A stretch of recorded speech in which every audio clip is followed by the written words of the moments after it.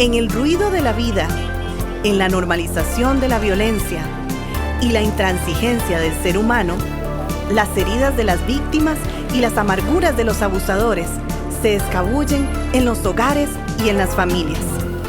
Levanta propone un acercamiento integral, uno desde adentro, desde los lugares donde solamente Dios puede entrar.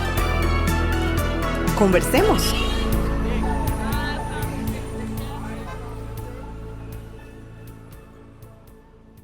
Saludos muy cordiales. Vamos a compartir esta semana un tema muy importante, enfrentar el maltrato desde una verdadera libertad. Sabemos que en Jesucristo tenemos verdadera libertad, nos ha hecho libres para vivir una vida plena y abundante, y a la vez somos llamados a ir dando pasos responsables hacia esa vivencia de esa libertad que ya tenemos en Cristo. Para este tema, como tengo siempre el privilegio semanalmente de contar con mi amigo Alonso, pastor. ¿Cómo estamos en esta semana? Muy bien, un gusto saludarte y compartir con vos un tema importantísimo, ¿verdad? Un tema, digamos, de contraste, ¿verdad? Cómo enfrentar el maltrato y al otro lado desde la verdadera libertad. Uh-huh. Y es que para esto, mi hermano, tenemos que empezar recordando quizás lo que podemos entender por identidad, uh-huh, que nos ayuda a entenderlo como un resultado de una serie de identificaciones. Ajá. ¿Por qué decimos esto? Porque esas identificaciones las vamos alimentando primero desde nuestra familia y nuestra cultura. Uh-huh. O sea, nosotros somos el resultado de estar asumiendo unas identificaciones, pero principalmente tenemos ese primer encuentro con nuestra familia y cultura, y esas identificaciones, si se identifican en Cristo, es porque están basadas en principios bíblicos. Uh-huh.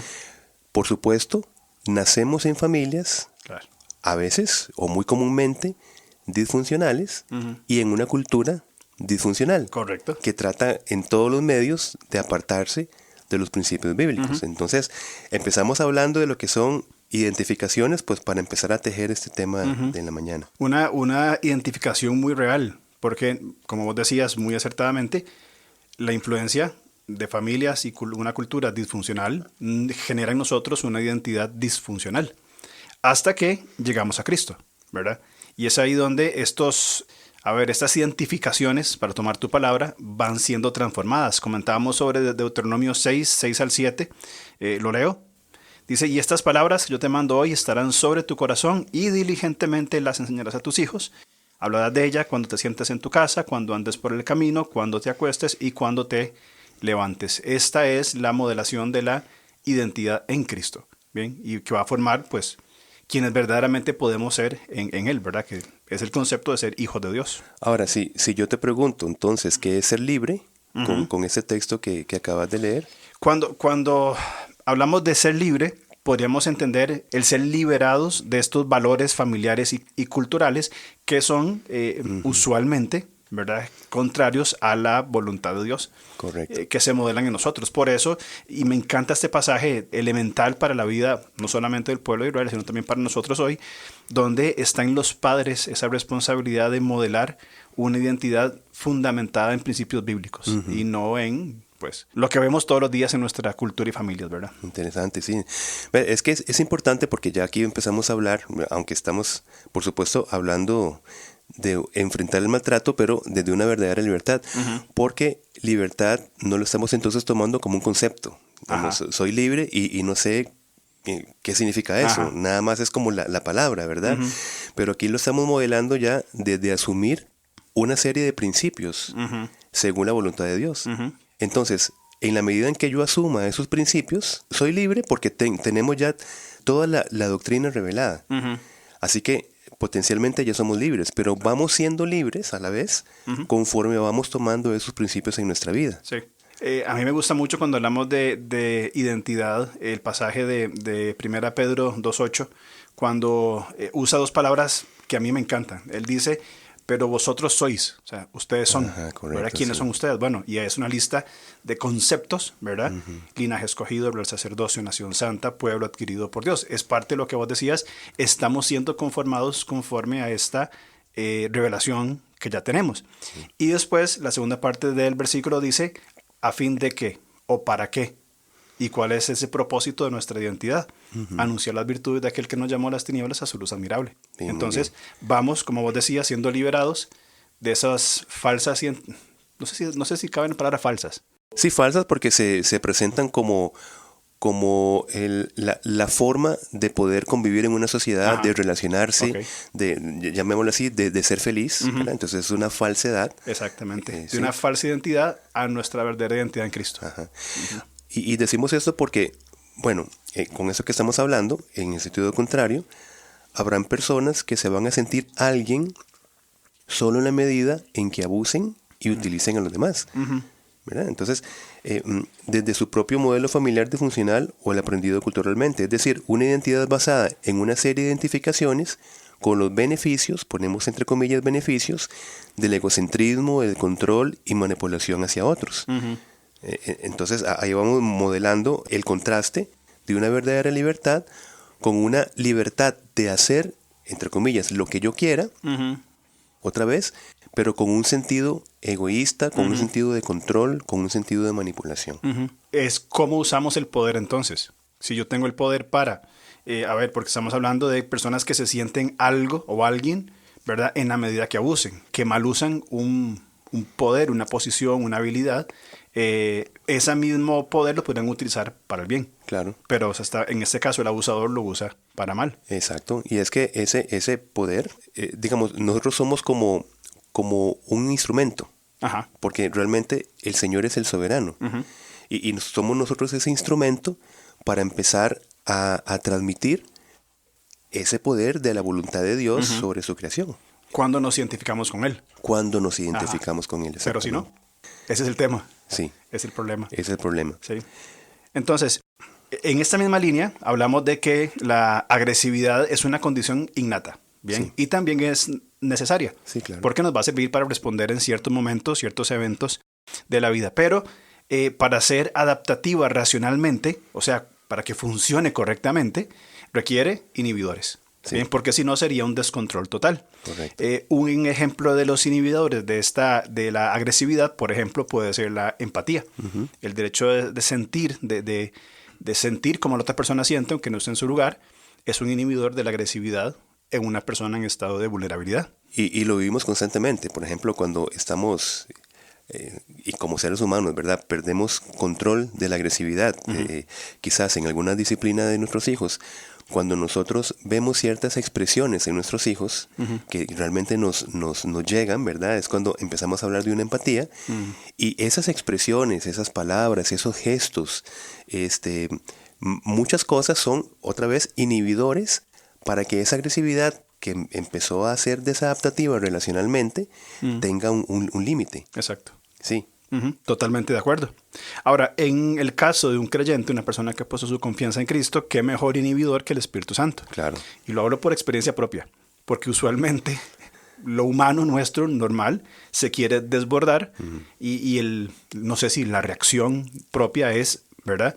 Pero ahí entra el Espíritu Santo que nos da una nueva orientación mediante hábitos de discernimiento, hábitos de cómo actuar, el cómo responder a la vida. Entonces, exacto, ese inhibidor es fundamental, ¿verdad? Sí. Y en ese maltrato y cuando hacemos daño, ¿verdad?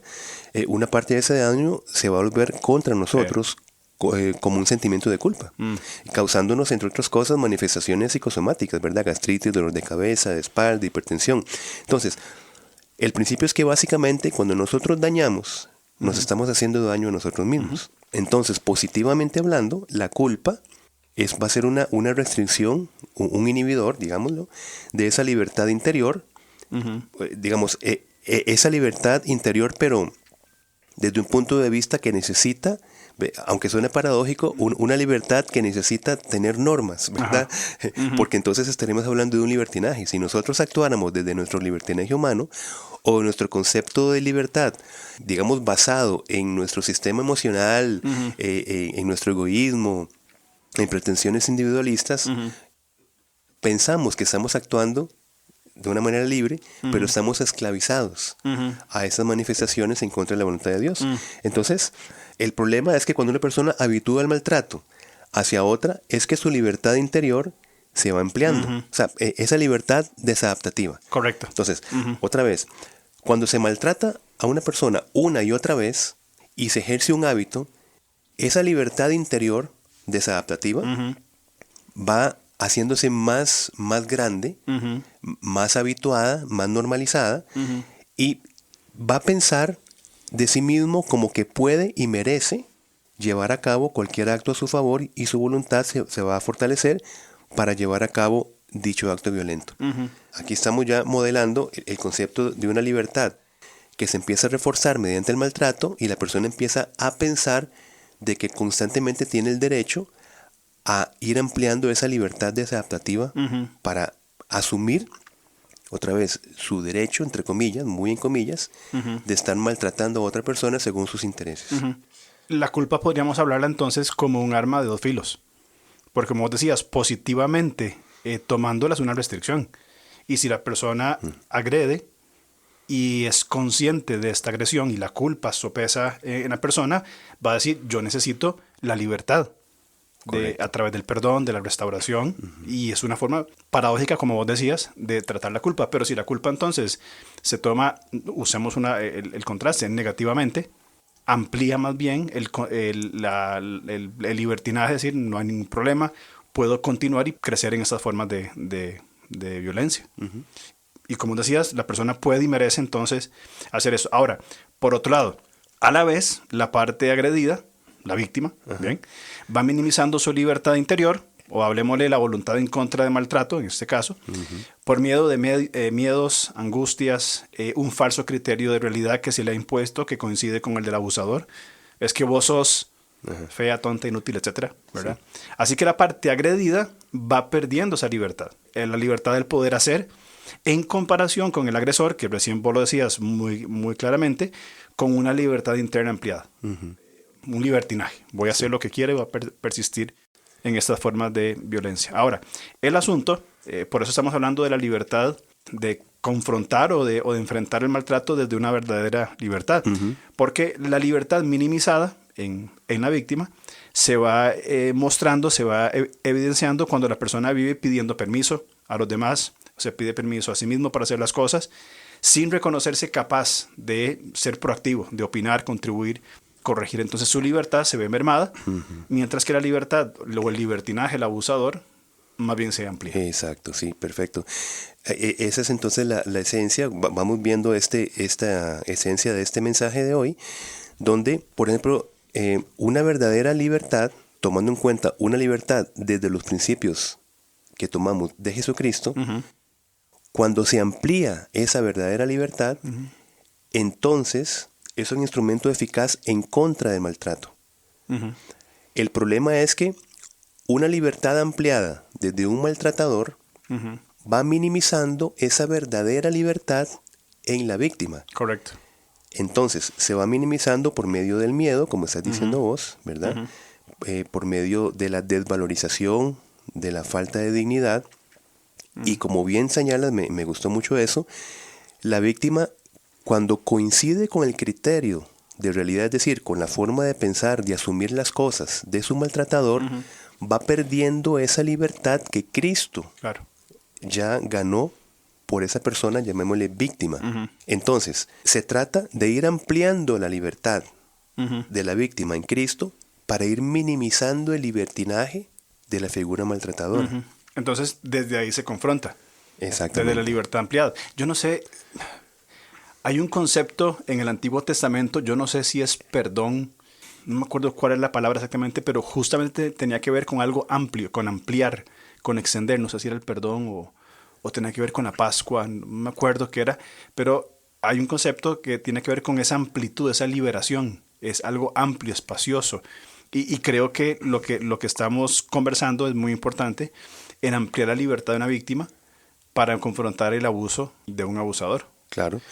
Ahora, por otro lado, también la pérdida de libertad interna, en caso que la víctima siga, ¿verdad? Se va a mostrar, se va a evidenciar, incluso cuando la mera presencia del agresor provoca en la parte afectada reacciones corporales, tensión muscular, sentirse mal sin saber a qué atribuirlo físicamente, malestar en su estómago, falta de aire, nervios, con solamente la presencia. Entonces la libertad sigue siendo socavada, Exacto. aún por la sola presencia del abusador. Aparte de, obviamente, aspectos no físicos, miedo, expectativa, confusión, minimización. Entonces podemos decir, para seguir en el tema, que sentimos un sistema de violencia que perturba nuestra libertad interior. Exactamente. El sistema establecido por el abusador de libertinaje minimiza o perturba nuestra libertad interior. Exacto.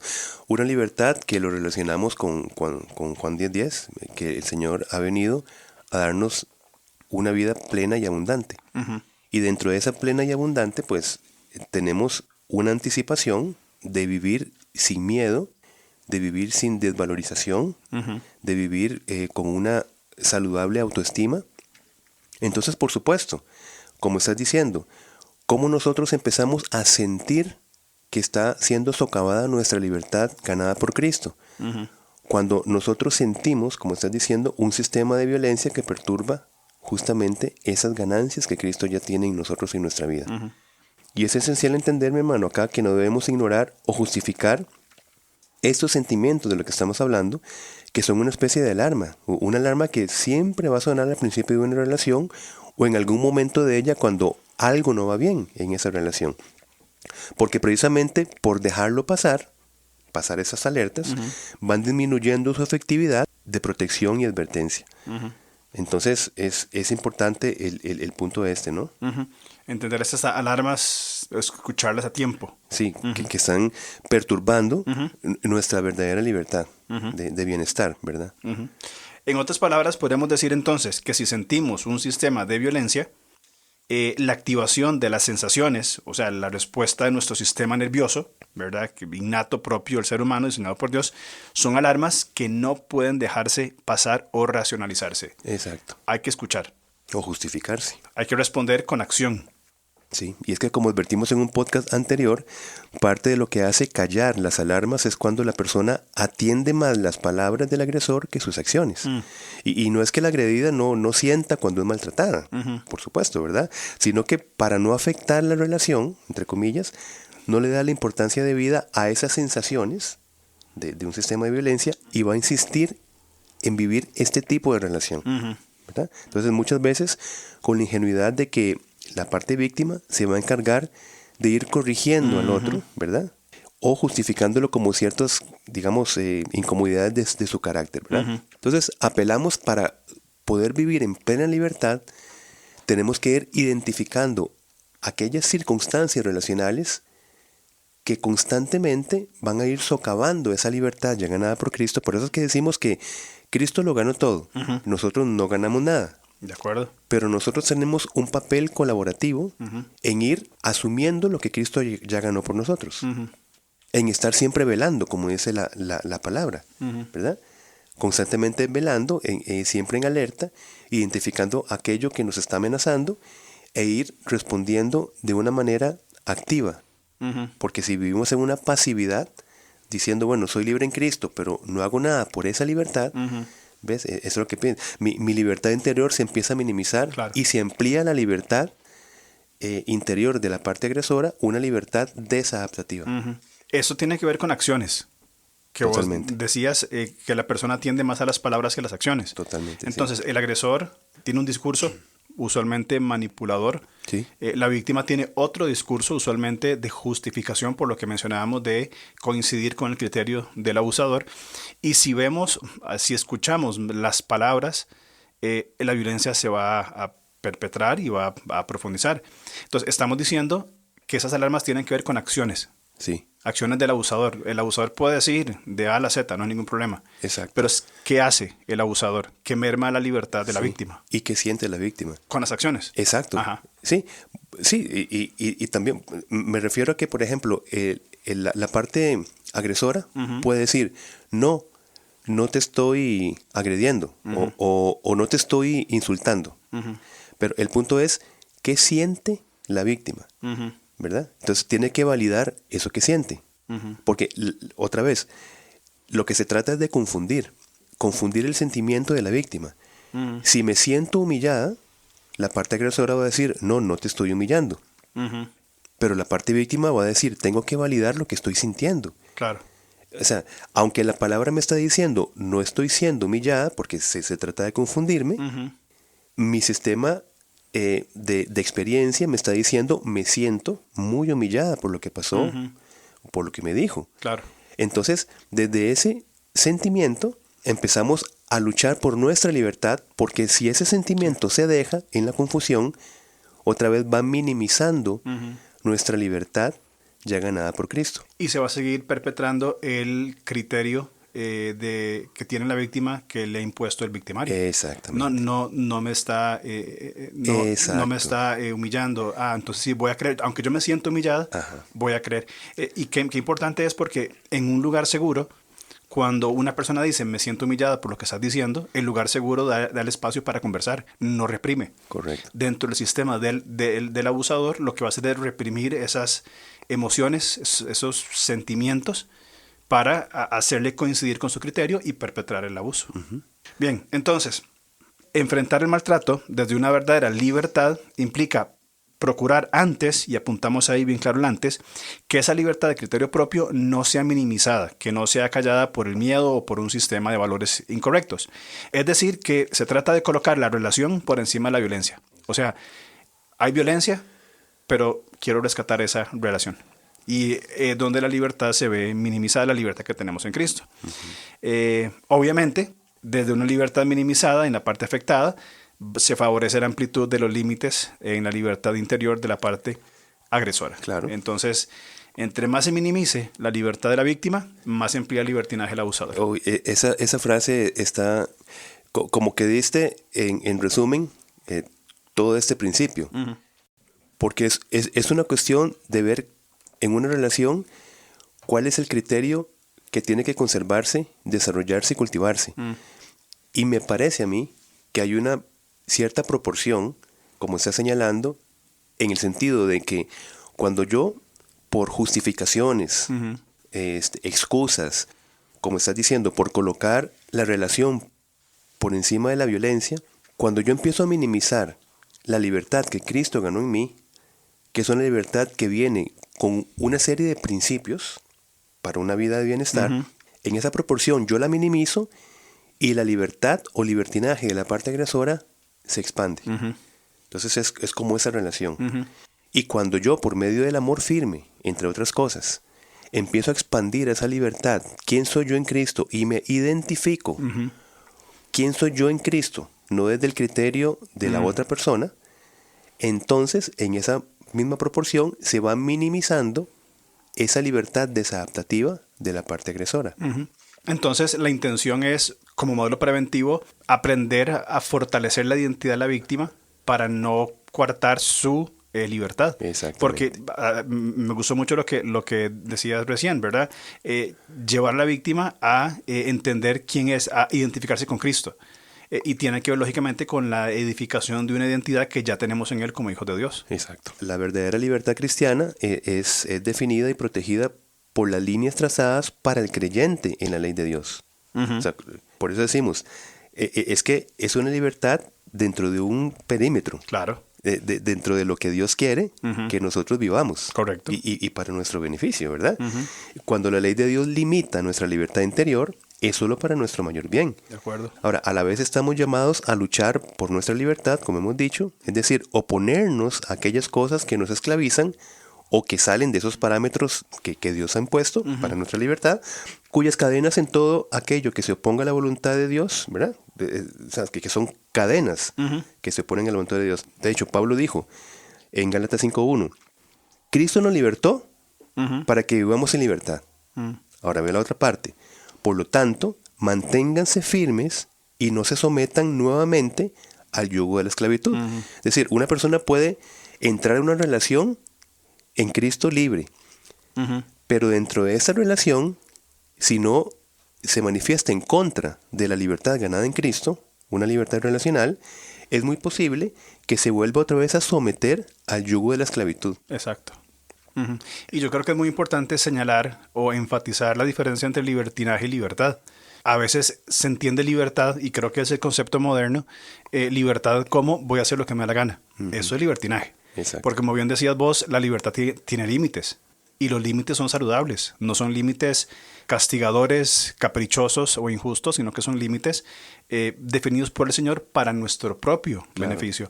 De hecho, pensaba en este pasaje de Juan 8, cuando los judíos se jactan, ¿verdad?, delante de Jesús, es que somos hijos de Abraham. Sí. Y Jesús les dice, conocerán la verdad y la verdad los va a hacer libres.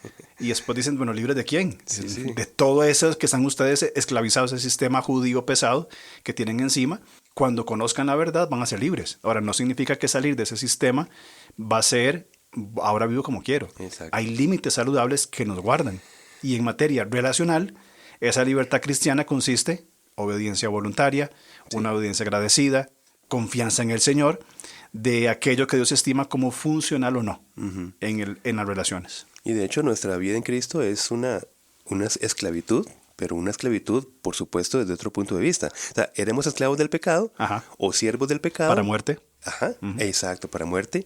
Ahora somos siervos, somos esclavos en Cristo para vida. Correcto. Pero la condición de restricción de algo externo siempre está, ya sea un pecado que domina o ya sea las normas en Cristo que son para vida.